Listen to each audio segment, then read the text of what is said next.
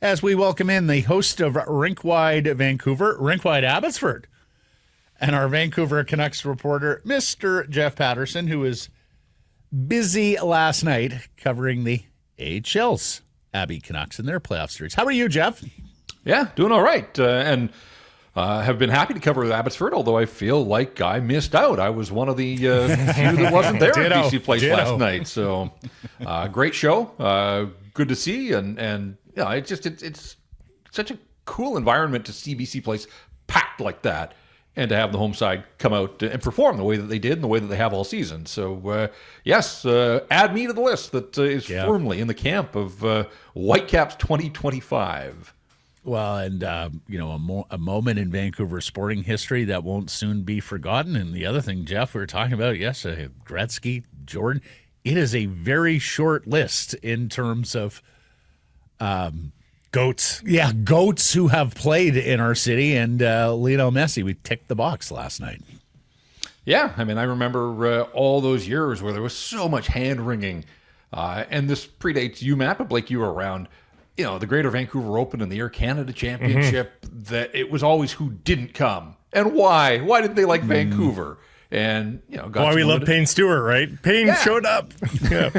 Although you go back in history and Sergio played here and Vijay Singh and obviously Mike Weir had his coming out party. Adam Scott. Yeah, like there were some names, but obviously the guys at the top of the heap didn't. And that was always the storyline around that golf tournament. So, yeah, it's great when one of the legends, a living legend, comes to town, and then, we can send him packing with a loss like we did last night. So get out of town now, Messi, and take your lumps, and let's see what happens in the second leg of this thing. So, I mean, the Big Cat never played the Air Canada Championship? The great? No. Okay. No. That's too bad.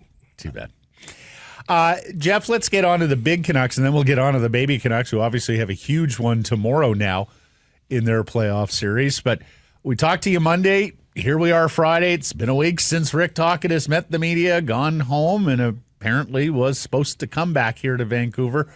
Where are you in terms of whether Tocchet will be back next season to coach the Canucks? Well, where is he, I suppose? Saw reports that people were on his flight yesterday from Vegas, if we take those at face value, that he's back in town now. Is that to sign documents? Is that to pack up his final belongings and get out of here once and for all? Are we in for a Friday afternoon news drop? Wouldn't be the first time that we have seen that. Look, I don't think this can go a whole lot longer. You heard Jim Rutherford's comments about, kind of going outside their comfort zone and obviously putting an offer in front of Rick Tocchet that's going to make him the most highly compensated Canucks coach by a considerable margin if, in fact, the two sides agree that that's the path forward here. So it feels like it's in Rick Tocchet's court. Like, I can't imagine that there's a whole lot more negotiating to be done here. And I think that was the message that I took from Rutherford, was basically our best and final is now, in a document in front of him and his agent, and it's up to Rick to decide if he wants to be here, whether he likes the direction of this hockey club, whether he thinks that he's got options elsewhere. And to hear Rutherford say they don't want a guy here if he's got his mind elsewhere. And so I can't see this getting through the weekend, quite frankly. Really? Okay.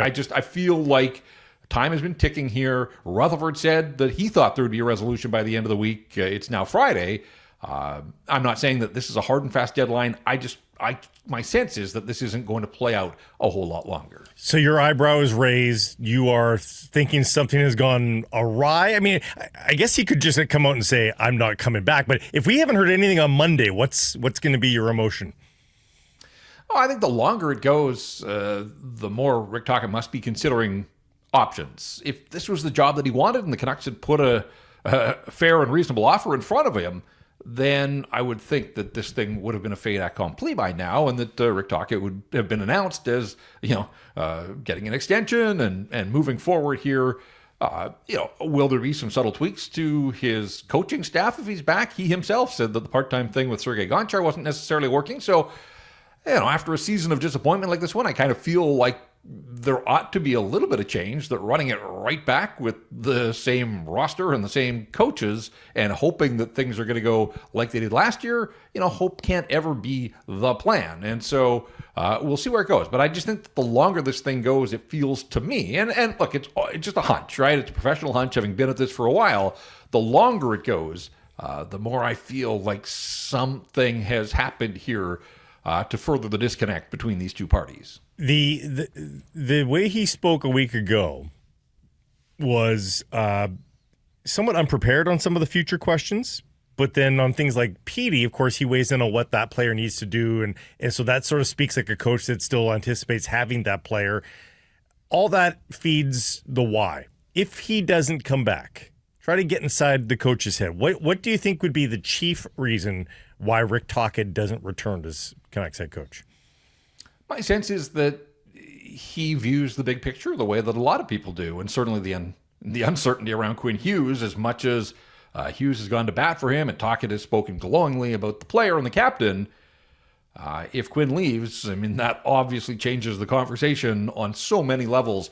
But beyond that, I just think that this path forward, and Rutherford himself talked about how difficult it's going to be. I'm not sure that the Canucks can accomplish everything on their wish list in one off season that's going to get them to the places they want to be. So I kind of feel like this is going to be a multi-step process. It may be a couple of years of them spinning their wheels. And does Rick Tocchet want that if he knows that he's got options elsewhere that can take him to a place that is closer to contending? So, there are some pieces here without a doubt. This isn't starting from scratch. They haven't burned this thing down entirely.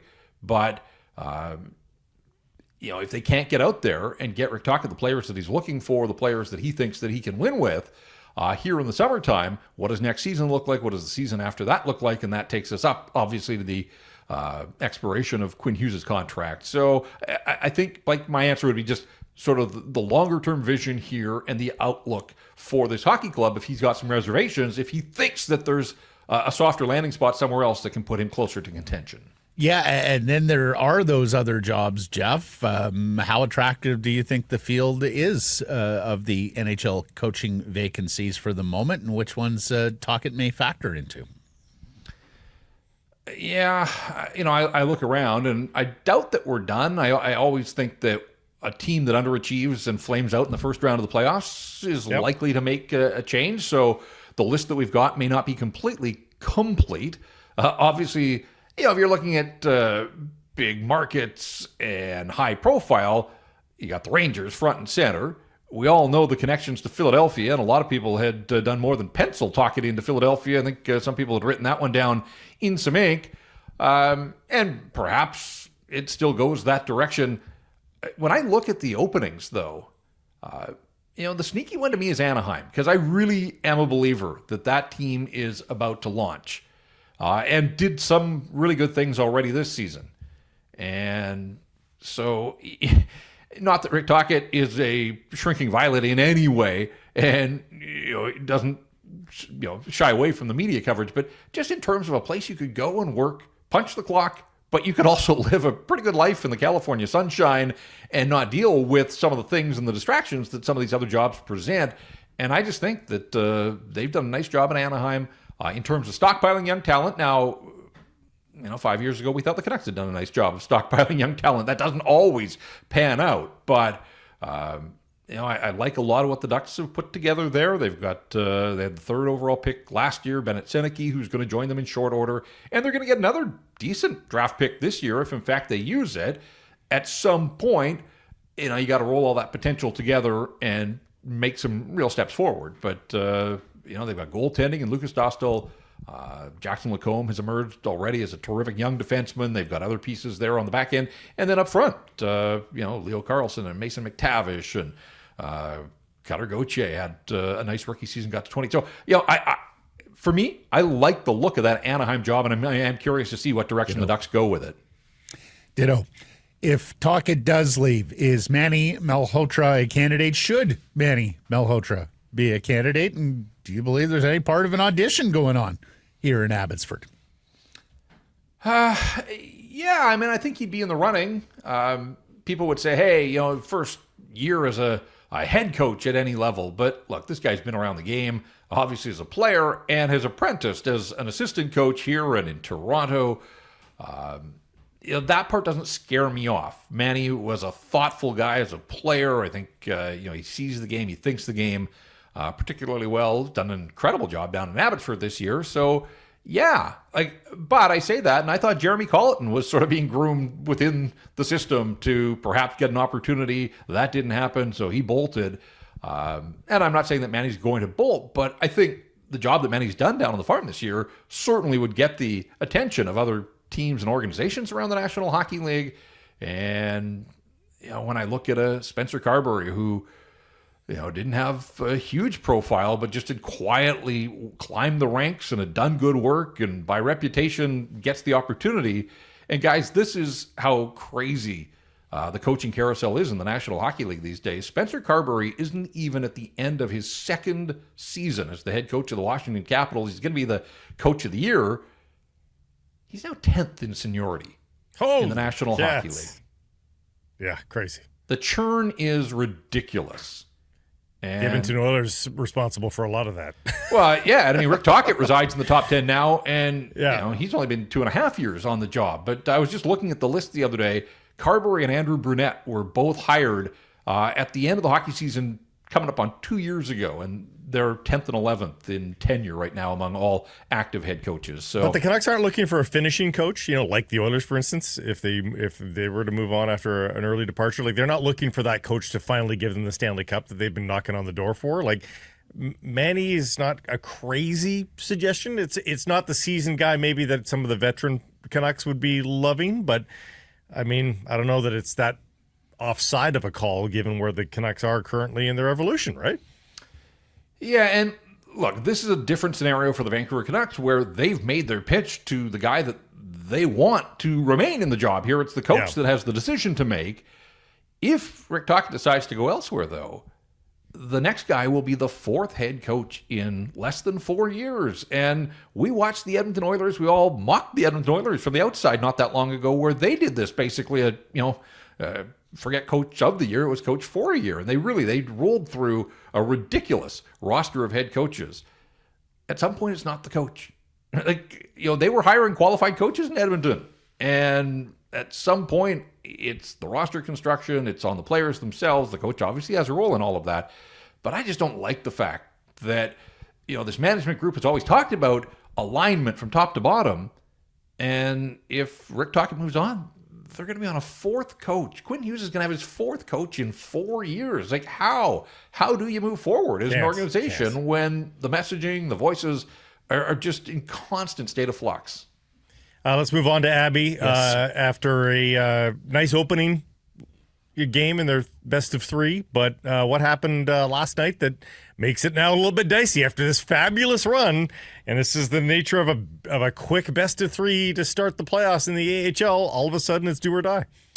Yeah, it's the fear of every team, I think, in a best of three is running into a red-hot goaltender. And give Tucson credit. They started one guy on Wednesday night and made the change going back-to-back. Manny Malhotra stuck with Arturs Silovs. And, Silovs was actually pretty good in the third period last night. Abbotsford scored. They were down 3-0. They got an early goal in the third period. And I thought, okay, here they go. They've got momentum now. Lots of time left. And the biggest disappointment to me was the way they played the third period. You think about score effects. Tucson the other night had pushed to get within one and then had that penalty shot. Abbotsford went awfully quietly in the third period, got outshot 12-8 after holding a 31-20 edge through the first 40 minutes. So the story of the night was 17 shots in the first period. They were all over Tucson and couldn't score, and had the first 4 power plays of the night where they cashed in twice in the opener. They end up going 0 for 5 with a man advantage. And it's a short series, so there's still time, but there's not time after Saturday unless some of these guys that played and produced in the National Hockey League for the Vancouver Canucks this year, they're the ones that you have to look at. And I thought Max Sasson was the best skater on the ice for Abbotsford last night, but he didn't figure in the scoring. And so they need Max Sasson to be a difference maker. Ratu, I thought, was awfully quiet and has been really through the first couple games of this series. So Abbotsford scored 5 goals total. Sammy Blais had 2 on Wednesday night. Linus Karlsson has scored in each of them. But then you look at Sasson and Baines and Ratu, obviously. Jonathan Lekkerimäki has been remarkably quiet and a little concerning since getting sent back down this latest time has gone pointless in 6 games. Do I expect him to single-handedly win them a series? No, but when you're looking at guys that can, be game breakers. That's certainly what the Vancouver Canucks are hoping he develops into. He's been quiet, and quite frankly, and I'm like you guys, like through the regular season, we're all locked in on the Vancouver Canucks, so I've watched Abby from afar, most of it in box scores though, but watching closely here, Danila Klimovich led the team with 25 goals in the regular season, doesn't have a shot on goal through 2 games. Now, as Dave Hall pointed out on RinkWide last night, Klimovich was a constant in Abbotsford all season when everybody else was getting called up, so he played more games than just about anybody else at the AHL level this year. And he also played in an elevated role. So, we think, they're just going to airlift all these guys that were in the NHL, and they're going to plunk them back in and look out. But there's sort of that trickle-down effect that some of the guys that had done a great job for Manny Malhotra and had picked up the slack and been productive, now they're playing in reduced roles. And I think Klimovich is one of those guys, but he just hasn't looked dangerous at all through the first couple of games here. Arturs Silovs was the goalie of record again last night, Jeff. Is that it? Is Manny riding his guy now? Is Artie the guy? We're going to see Tolopilo. Yeah, my sense is that you've come this far with Arturs Silovs, who was winning games for the Vancouver Canucks in the playoffs at this time last year and got the win, the big penalty shot save in the final minute on Wednesday night. The 2-0 goal last night, didn't love. Clean look from the faceoff circle that I thought he probably could have stopped. But other than that, Jackson Stauber outplayed him. Jackson Stauber was the best goaltender on the ice last night. Jackson Stauber served as the backup to Karel Vejmelka in Utah for much of the season, played a few NHL games. But give Tucson's coach credit. He made the call there, made the right call to go to his other guy. And I don't think there's much doubt that the Canucks are going to see Jackson Stauber again on Saturday now in this deciding game. And so I think Manny would have been happy enough with 17 first-period shots and 14 more in the second. But, Blake, how many times have we done this? How many times have we done post-game where we've said, you don't want to spend the summer talking about all those chances? No, don't tell me about the chances you created. Tell me about the goals you scored. And and that's kind of where talk chances, right? Yeah, and winners for sure. talk goals. And so that's where I said, Max Sasson was making things happen. That part you like, but now how do you convert? When the chips are down and in a short series like this one, a Saturday night, a weekend in the Fraser Valley, I hope that people will get behind this hockey club because 3,670 on opening night, 300 more in there, just over 4,000 last night. But again, I think that's been part of the story here.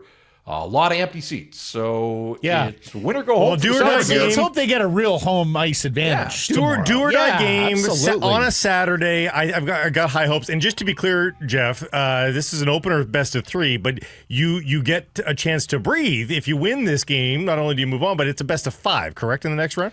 Next round's a best of 5, and then the AHL playoffs finish with 2 best of 7 series. So, yes, that's the way it goes. And this first round is a little bit screwy. Colorado won the division. They've got the bye here, and there are 3 series going on. One of the other ones could go until Monday. So, in terms of if Abbotsford advances on Saturday, the next round, we don't know when it would start, but it probably wouldn't start until closer to next weekend. So that would give them a little bit of breathing room and some downtime here. But, you sort of set it up with your first question to me. This is a team that has now lost twice outright in its last 20 hockey games. Like, they're 17-2-1. That has to matter. They've done so well down the stretch here, basically unbeatable. And I guess you like the fact that, they have risen to the challenge and sort of found ways to persevere, but they really haven't faced a lot of adversity either. They got on this hot streak, and there was really no looking back. I mean, their adversity came with the players that weren't available to them because they were playing in the National Hockey League. But, as much as you play for home ice, and that's the other thing, too, they're the 2nd seed here in the Pacific. So if they advance, they're going to start the next round at home as well. They know that much. So, no road trips for the Abbotsford Canucks for a while, as long as they get a victory on Saturday night. So, I think with Manny and his goaltending, yes, Nikita Tolopilo is there. Tolopilo had more wins than Arturs Silovs, but if there was a change to be made, I think it would have been on the back-to-backs here.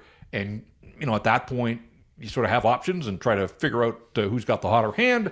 But Tolopilo hasn't played any games since finishing up in the National Hockey League, so I do think it's going to be Arturs Silovs. And again, I'm not hanging the loss on him. I thought he was pretty good in the third period. It's just that they didn't do anything in the way of a push last night to get back in that hockey game. Well, and really, this is the best case scenario for the Canucks. Silovs was ahead of Tolopilo and others going into the season. If you can get Arturs Silovs back to being a capable NHL goaltender, that would give the franchise perhaps some options through the summer. So I think you're rooting very hard for Abby here, but you're also rooting for Arturs Silovs to shine and potentially give the Canucks an option. I mean, before we let you go, is it the last stand for Arturs Silovs? Like, if it fizzles out tonight and they lose games, like, are you kind of done with Arturs Silovs or tomorrow night? Are you kind of done with Arturs Silovs as a goaltending prospect on this team, guys? Well, there's so many moving parts to this because if Rick Tocchet comes back, it was obvious. Rick Tocchet had no trust or faith in Arturs Silovs. He wouldn't play him, down the stretch. And that was part of the story here. And had there been more time, it was a question that I wanted to put to Patrick Alvin, quite frankly, at the press conference was, there were two stretches. There was from mid-November until Thatcher Demko made his season debut. And then there was again from the Four Nations when Demko was hurt and nobody knew for how long, but it turned out to be 6 weeks, where they just leaned on Kevin Lankinen and played him too much because there wasn't a trust factor there that you had a third stringer. Now, you never go into your season thinking, how much are we going to rely on a third stringer? But I think the Vancouver Canucks learned a pretty difficult lesson here where every point mattered in the standings, that they didn't have a viable third string guy that they could trust, and how quickly things changed from the Artie party and selling the Paisley pink shirts a year ago to, only being able to beat the Chicago Blackhawks. Those were his only 2 wins here. So if Tocchet's back, what's changed? If they run into injury problems at the NHL level, like, do they need another goaltender? We've talked about how many guys are under contract for next year. Like, the goaltending department is pretty crowded for the Vancouver Canucks, so I don't see them going outside the organization. But I just wonder if either Lankinen or Demko, and look, with Demko's history, it's quite plausible that there are going to be stretches where you need a third option. What's going to change? Is it he's got to change. Artie's got to change. Artie's got to change Tocchet's mind. And that's the opportunity, I guess, that's in front of him here in the AHL playoffs. But is winning a third game of a best of 3, is that enough? Or would it take a lengthy playoff run here? I think, more that. I think more that. Yeah. Hey, guys, he's 24 years old. He has played 29 National Hockey League games. There's still runway ahead of Arturs Silovs here. And it's goalies develop a little later too. Absolutely. When I asked the question, like, what would be different, I do wonder now that Tolopilo has played in the NHL, although his win came against San Jose. So, their wins from third stringers this year were 2 against Chicago and 1 against the San Jose Sharks. But I do wonder if next year, would they turn to Tolopilo sooner? Like, is it cut and dry that Silovs is the number 3 guy? And then there's the Yuri Patera factor in all of this, who, he got injured early in Abbotsford, but this is a guy they signed sort of to be that buffer. He had played 7 or 8 NHL games in the Vegas system. Had he been healthy, might he have been an option at the very least just to give them a couple of games? And he's got a year left too. He's got a year left. And of course, we dare to dream on Ty Young and Aku Koskinvo. So, it's just not quite yet on those guys. Yeah. Let's bookend this hit.